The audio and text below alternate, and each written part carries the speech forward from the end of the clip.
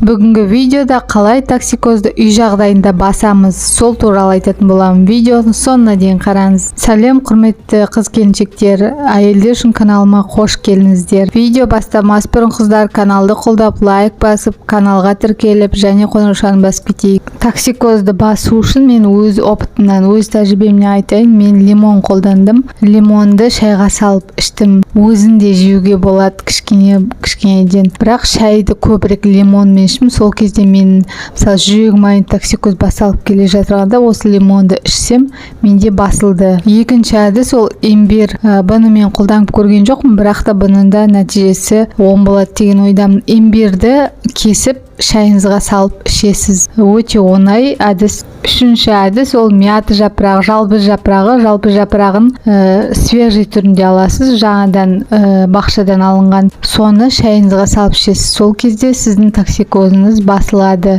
Мені тыңдағандарыңызға көп рахмет. Ақпарат пайдалы болды деген ойдамын. Денсаулықтарыңыз мықты болсын, сау болыңыздар. Келесі видеода кездескенше достар.